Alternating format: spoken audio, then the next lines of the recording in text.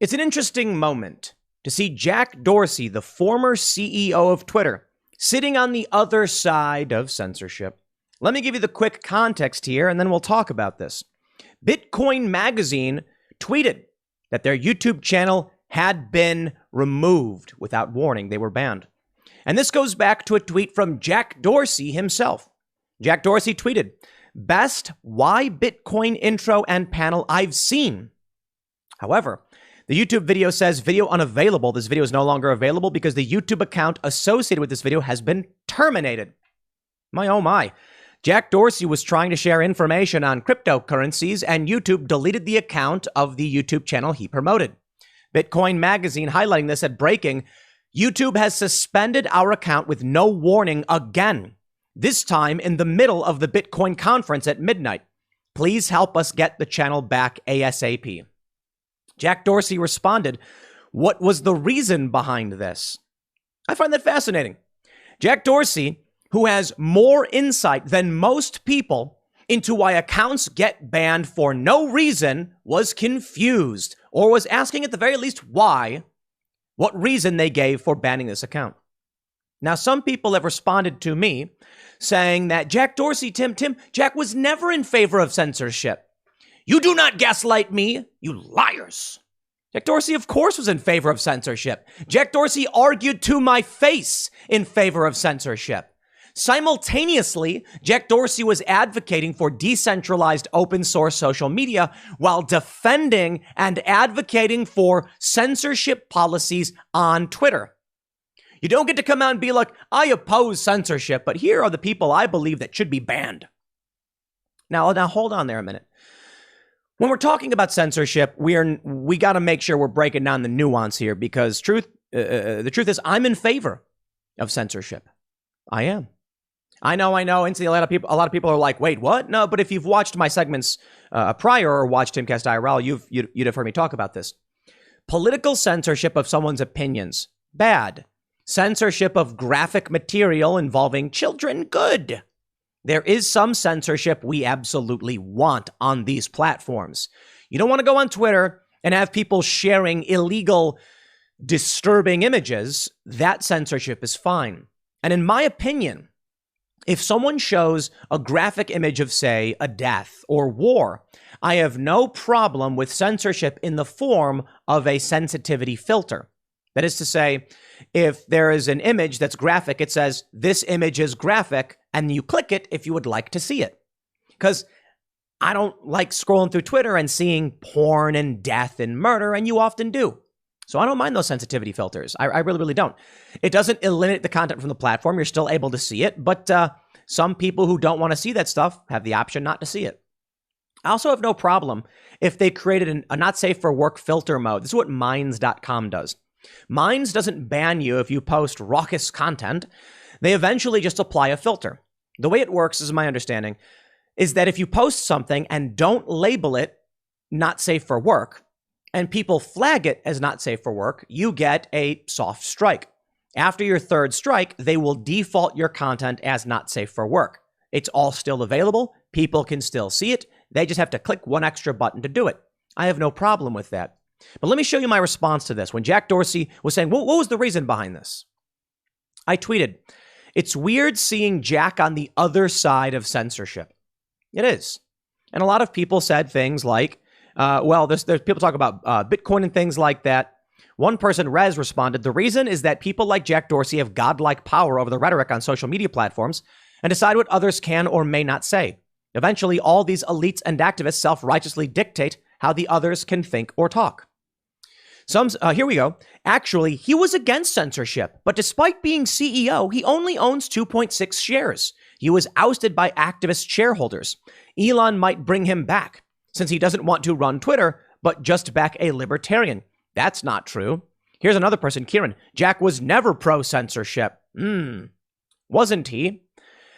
I'm not going to be gaslit, my friends. Jack Dorsey, despite what he said to me and to many others, was very much, in fact, pro-censorship. He was. Now, when all this first started, he was part of the Twitter that was the free speech wing of the free speech party. Yet, under his watch, with everything he was claiming, censorship got worse and worse and worse. And there was also that other guy who was involved. What was his name? The guy who was CEO for a while. I'm forgetting his name. I think he was also a writer or contributor to Silicon Valley, that show on HBO. Whatever. Anyway, look, I sat down with Jack Dorsey and their head legal counsel, Vijaya Gadde, to talk about censorship. Joe Rogan did as well. Joe Rogan had a conversation with Jack Dorsey. Jack Dorsey defended the censorship. And Joe didn't know enough to say, which resulted in a lot of people giving a thumbs down to Joe's podcast episode. It's how I ended up on Joe's show in the first place. I had not been on Joe's show. We had, there was an issue where I ended up getting canceled from a show twice, 2 years in a row. And so I was like, yo, that's kind of messed up, but it is what it is. It's his show. I did a segment on this channel talking about the episode with Joe and Jack and how Joe didn't know what was going on with censorship on the platform. There was, I'll just give you the story. Joe's, I guess YouTube automatically flagged my video as copyright infringement for Joe because I used a screen grab of the YouTube episode. I DM'd Joe and was like, hey, would you mind, releasing this? Like, I need the money. And Joe, I guess, ended up watching my segment and asked to talk to me on the phone. He's like, we should have you come on the show sometime. He then called me back and was like, can you come on the show in 2 days so we can talk about all this stuff? And I was like, sure. Went on his show. And after that, he said, would you want to come back and talk with Jack Dorsey? It was awesome. I'm eternally grateful to Joe for the opportunity, and we had a great conversation. In it, Jack went on to explain the importance of policies like the misgendering policy, how the opinions and worldview of the left is more important than the opinions and worldview of the right, because in his view, there are better conversations that need to be had. Now, he didn't say it just like that. Before we went live on the show, Jack was talking to me about how he wants decentralized social networks. I believe he does, but I don't believe he opposes censorship in the way that we view it. Again, to stress, I'm good with a lot of censorship, a lot of it, when we're talking about child exploitation and things like that. I'm not good with them being like, I don't like your opinions, so I'm banning you from the platform because we believe in better conversations, and only we can bring them about. And that was the mentality of people at Twitter. And Jack Dorsey had every single opportunity to say, I think the censorship is wrong, but the company feels it's the right move. Jack was never in favor of censorship. It's just downright not true. Up until recently, Jack Dorsey was still on the board of Twitter. And what did Jack Dorsey do with a lot of his proceeds? Jack Dorsey's donated to woke organizations. The dude is woke. Now, maybe there is some, maybe Jack just doesn't really know a whole lot about this stuff. I think that's fair. But I've argued in the past that I think Jack is duplicitous. I believe he is deceitful and deceptive. Why? Because if he's going to come out, here's a story from TechCrunch. Twitter taps crypto developer to lead blue sky decentralized social network effort. Jack was talking about social media posts should be on the blockchain. They'd exist forever, all that stuff. I'm like, wow, you couldn't ban content then. He can say all of those things, but he did nothing. He didn't do anything. I mean, I guess, they had these moves, but could Jack have just come out and said, we've got a lot of problems with censorship and we need to solve them and they need to be called out? He could have. He said things like, well, what these people did, what that people did were bad. Did Jack ever look into why people were being banned? So you mean he was the captain of the ship and as people were being thrown overboard, he just believed the reasons behind it? He didn't care. So he comes out later like, we're going to do these things. What did he tell me? Was it really 2018? It's been so long. Path to redemption. People should be allowed back on the platform. There should be a way to come back on the platform. Has it happened? No. Instead, he jumps ship. So spare me. Here's where we are right now. Twitter will stiffen moderation policies in response to the war in Ukraine. Twitter will stop amplifying Russian government accounts and ban some tweets containing images of prisoners of war. Excuse me. Is that all they're doing? No, of course not. It's actually worse than that. Take a look at this tweet from Anya Parampal. Anya is a journalist looking from the ground up at the Gray Zone News, tweeting, Twitter suspended former UN weapons inspector Real Scott Ritter for the tweet below. Twitter claims Ritter committed abuse and harassment. He was obviously targeted because he threatens the narrative. He appealed the suspension, but we must demand Twitter bring him back. Scott Ritter tweeted, The Ukrainian National Police committed numerous crimes against humanity in Bucha. Biden, in seeking to shift the blame for the Bucha murders onto Russia, is guilty of aiding and abetting these crimes. Congratulations, America. We've created yet another presidential war criminal. Now, the official narrative from the media out of Bucha is that Russia has done this, and Russia continues to do things. Fog of war, my friends. Choose which side you want to believe, because in the end, if you're looking for hard evidence, it'll be hard to come by. Now, do I have any reason to believe that Russia is committing these crimes? I mean, yes. I mean, seriously, yeah, Russia instigated this. Russia started this war. You can argue the West was instigating things, sure. I'm not here to talk about war or anything like that. I'm here to point out that there's conflicting information. Now, I tend not to side with the Russian narrative on these things, but I really don't know exactly what happened in Bucha other than people lost their lives and there's horrifying images. What can I say or do? Have faith in the U.S. government? Why? Joe Biden is a criminal. We know.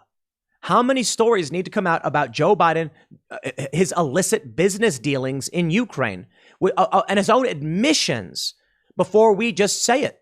Well, the problem is the official media narrative is that Joe Biden did nothing wrong. But that's a lie, and we know it's a lie. So I'm supposed to look at this and draw a conclusion based upon trusting Joe Biden and the U.S. government and their U.S. official sources? Sorry, but I'm not going to trust Putin. You know, the way I say it is I lean towards Biden simply because at least I can trust that he has U.S. interests. Like, he has money here and he wants to spend it. Not that I trust the guy. Should Scott Ritter have been banned? Suspended? No, of course not. You can have your opinion and your view on whatever you want, but this is the game. The narrative must be upheld at all costs. You are not allowed to dissent. Does Jack Dorsey really support censorship? I think he absolutely does. Politically. Because he could have said at any point, I am furious with what Twitter is doing. I mean, look, the dude left the company, okay? He was planning on leaving. Jack Dorsey could have come out and said, what Twitter has done in terms of censoring political dissidents is wrong, and I will no longer stand for it. I hereby tender my resignation. He didn't do it. He said, I'm out, yo, later. Accomplishing nothing, changing nothing, challenging nothing. I have very little trust in Jack Dorsey. Now, I've talked to him on several occasions, DM'd here and there. I've asked him to come on Timcast IRL. We could talk about all of these things. He said maybe one day in the future. Sure. Busy guy. He doesn't owe me any of his time. There are a lot of people in prominent positions who, don't come on the show or whatever. I don't blame them. I don't think anybody owes me these favors to come on my show. But I would certainly love to hash out these issues. And I want to hear Jack Dorsey say it on the record. I want to hear him talk about what was really going on behind the scenes. Because you know what I expect to hear? I expect to hear from Jack Dorsey, honestly, I did not pay all that much attention. And when they told me it, I just said, sure, fine, whatever, because I didn't care. Dude's a billionaire. Not as rich as Elon Musk. Obviously, Elon Musk is reportedly the richest man on the planet. Putin probably is, but, maybe Elon Musk is the richest reported man on the internet. But Jack Dorsey was a billionaire off of all of this. He certainly didn't want to risk anything that he was working on. Plus, he's got Square. He's not going to stick his neck out for any of this. I'm no fan of... We have problems in human society. You know what I like? If someone came to me, if I was doing a report, an investigation, and someone threatened me, I'll publish the threats. And I'll say, here you go. Working on Tales from the Inverted World. Apparently, we've got a recording of a death threat against our lead reporter, Shane. Or, some kind of threat, because I think the threat was to skin him alive, because he was looking for the lost Confederate gold. And we're gonna include it in the story. Thanks for the soundbite. We can show people the sentiment of some who are concerned about the lost Confederate gold. Don't want anyone looking for it. Yeah, we'll publish it. If I was doing an investigation on a large corporation and they sent me a cease and desist letter saying we know what you're doing, because they do it all the time, I'd sit back, take a cigar. Don't really want to smoke, but I'd love to crack a beer and a cigar, drop the threats on the table and be like, here we go, baby. If someone tried to bribe me, I'd do the exact same thing. Here it is. Here's the attempt. And try and be more clever with your bribery. What did Jack Dorsey do? Well, I don't want to lose my money. You don't want to lose your money, man. what I don't understand about this is I just don't understand how much is enough. Timcast.com has grown massively. And I surmise at this point, the evaluation of this media company that we are building is massive. Based on the revenue this company generates, probably massive.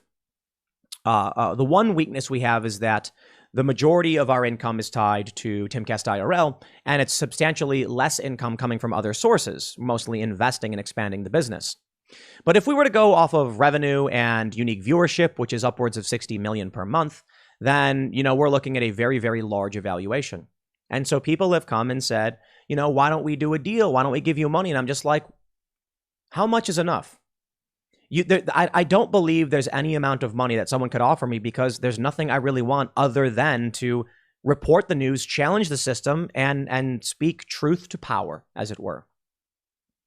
Someone can come to me and say, I got to be honest.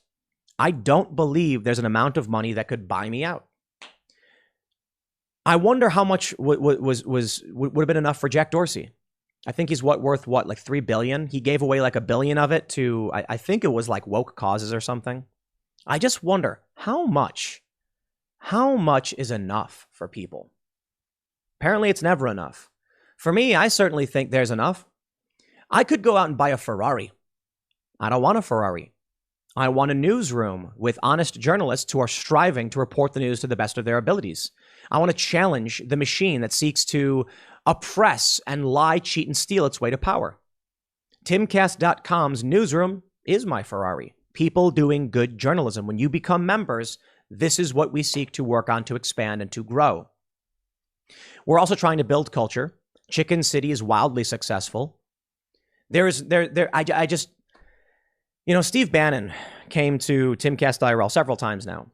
He told me the last time we were here that eventually someone's going to offer me a large sum of money to sell or something like that. It will happen. And I was like, yeah, probably. I mean, people have come to me before offering money. I've never taken it. We have no investors, just members. And I was like, there's no amount of money somebody could offer me. There's just, what am I going to do with it? I don't know, I guess buy a jet suit? There's a certain point where enough is enough. And I'm bringing this all up just to make this point. Not to, forgive me if it sounds like humble brags or whatever. No, I'm proud of the company. I appreciate everybody helping support the growth. We're doing really, really well. And I just think about all of these ultra wealthy people who are too scared and refuse to speak up. If Jack Dorsey really cared about what was going on in terms of censorship, if he really wanted decentralized social media, he could have snapped his finger and had it in 2 seconds. He didn't. He did a little bit. We've got people working on the nonprofit, on foundation stuff. We're filing, so it's a bit up in the air to figure out what we're doing, but we're working on it, and we have substantially less money than Jack Dorsey and Twitter. I take a look at the amount of money that so many of these people have, like even Joe Rogan, for instance, and Elon Musk. And I just don't get why they don't do more. Pause. Elon Musk bought a large stake of Twitter. He is doing, certainly. Building a social media platform wouldn't change anything. But if you can liquidate $3 billion to purchase all of this stock, transferring it into stock, could you not take out $10 million and launch a news organization? It's really crazy to me. I wish I could snap my fingers like any one of these people worth billions and just make a newsroom. Jack Dorsey doesn't care. I don't blame him. He's interested in tech, but why didn't he just put $100 million in investing into a new decentralized social media platform? He could do it. And then, man, take 10, 20 million into advertising. He could do it. They don't. I know they can do it because I know what we can do with substantially less. And we're going to do it. I don't need to be the CEO of a big tech company. I don't even need to be the CEO of Timcast.com. I am. My company, solely owned by me. But if there came a point to where I was worth $1 billion, you better believe I'm going to be writing checks left and right for tons of issues, causes, products, strategies, shows, you name it. I mean, we're already doing it. We're looking at new shows. We've got new podcasts. We've got new books coming. We're constrained only by our access to resources. Now, I could take a deal with someone, right? Steve Bannon, he says, if someone's going to offer you money, But if I take it, you get constrained by owing them. I don't want to do that. No, I want to grow Timcast to be bigger than Disney. And then it's going to be plain and simple. We are going to actually say, let's throw $100 million into a decentralized social network platform because we can. What am I going to do with the money? Buy a big house? I got a big house. More than one. Do I need more? I don't get it, man. That's just me. I'm curious as to what Joe Rogan has in mind, because I know he's doing things that he thinks are good and powerful with the money he makes, but he makes a lot of money. I know he cares about a lot of the same things, so I'm curious. You know, what's stopping, say, Joe from putting 5-10 million investment into a news organization or something like that? Perhaps the challenge is managerial. And it's a fair point. I'm not saying Joe or anyone else has to do anything, but the challenge we face is managerial power. It costs money. Project management is not simple. Finding the talent who can make it happen is not simple. But we're working towards it every single day and growing as fast as we can grow. We have the resources to grow very quickly. The problem with inorganic growth, like just throwing money to make things happen, is that you don't make good things. You just waste money. So we have Pop Culture Crisis, for instance. New show, close to around 15,000 subscribers. They get several hundred, sometimes over 1,000 views. Not a whole lot compared to this show. We're getting ready to do an ad push for the show because it's coming into its stride. The graphics are there. The backdrops are there. You see, we started off, things were shaky. Over time, the crew has been developing and building out the show and doing a very, very good job of it. Now they've got neon lights. They've got good, unique backdrops. They got better art. And we're to the point where it's like, all right, let's do an ad push, organic growth. And it took several months. I'd love to be able to just snap the fingers and have a massive newsroom. If we had $1 billion, it would be very, very easy to do. Much easier to do. We don't. So we can grow as slow as we can. One of the challenges I will say in terms of the work we do with Timcast.com is that we're member supported completely. That means if people don't want to support us, we don't make money. We don't charge for our news articles. We just ask you to be a member to help support the site. We do have a paywall for the Timcast IRL show and other members-only content like the Green Room. We'll eventually be putting up members-only Pop Culture Crisis content. And that's sort of a value proposition. There are a lot of people who can't afford to be members. We want to make sure you guys can read the news. There are a lot of people who like the work we do but won't give us money anyway. I guess you don't have to. And there are a lot of people who might not even watch the members-only content who give us money because they like what we're doing and they want to support our journalists and the work we do. And that's tremendous. There's a certain point where enough is enough, for me at least. Maybe that makes us dangerous in that we are motivated by passions and ideology. And the ideology is honesty and freedom. Jack Dorsey isn't that. I'm not trying to be insulting, disrespectful. It is an ideological difference that I believe we have with Jack Dorsey, a man of insurmountable means who talks about decentralization, doesn't do it. I mean, I know he did some stuff, but ultimately, what? He's pushing Bitcoin, sure, but so is the rest of the establishment and many large investment firms and VCs. I think Bitcoin and crypto is fantastic, by the way. But I just see this, so much of the world is ruled by people driven by business opportunity. Some of the most famous personalities that you know and love, you'd be surprised to hear what they say behind closed doors about what their motivation is and what their moves are based on. Their moves are based on making more money. We launched Chicken City. YouTube.com/Chicken City. Check it out. It's just chickens. I launched it because it was simple, it was cheap, and it was fun, and we have chickens. We're making money off of it. I launched this show because I like talking all the time, as you may have noticed. Made money doing it. I'm not running this company, chasing after evaluation, high stock prices, or anything like that. I do it because I want to keep doing it. I want to do more. Too many of our leaders are driven by cash and a lack of passion. You take a look at the libertarian type leaders, the people who claim to support these ideas.